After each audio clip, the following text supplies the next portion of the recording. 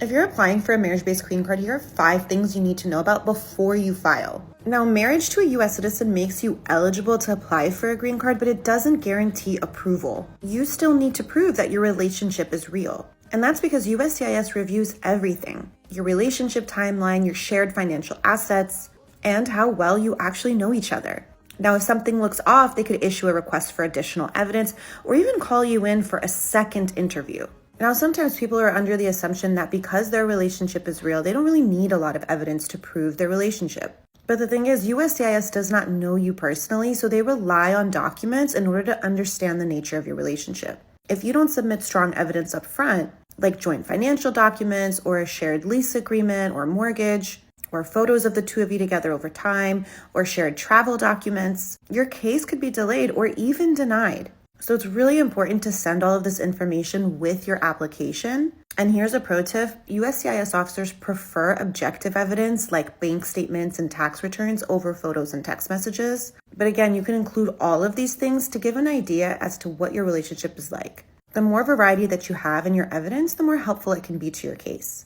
Now, a marriage green card interview is definitely not just a formality, because some people think that. And it's especially not a formality if your case has red flags. Officers at these interviews can ask very detailed questions, and they look for inconsistencies too. Some tricky questions they could ask is, how did you meet? When did you meet? Where was your first date? And the reason why that can be a tricky question for some people is because it's human nature to not remember those details. Some people are really good with dates and have good recollection, and some don't, and that can lead to inconsistent testimony. They can also get even more in-depth with their questions, like, who woke up first this morning? What side of the bed do you sleep on? What's your spouse's favorite TV show? If your answers don't match or if they sound rehearsed, that can trigger suspicion and cause further review of your case. If you've had a short relationship, or very significant cultural differences or religious differences, or limited financial ties to one another, or even a large age gap between the two of you, sometimes these can be considered red flags, and you need to be well prepared. Now, applying for a green card doesn't mean you have automatic work rights and travel rights. When applying for adjustment of status, you also have to actually apply for a work permit.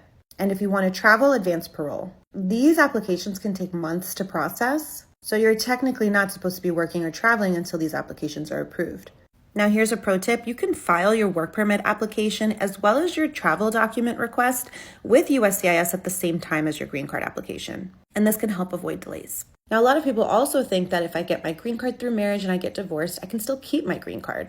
And that actually depends. If your marriage is less than 2 years at the time your green card is approved, you're going to get a conditional 2-year green card, meaning that when that 2-year green card expires, you're going to have to file another application called an I-751 petition, where you have to show that you and your spouse are either still together, or if you've divorced, that your marriage was still a good faith marriage, even if things didn't work out. If this is approved, then you can get a 10-year green card. So here's another pro tip. Keep proof of your relationship even after you get your green card, in case you need to prove it later.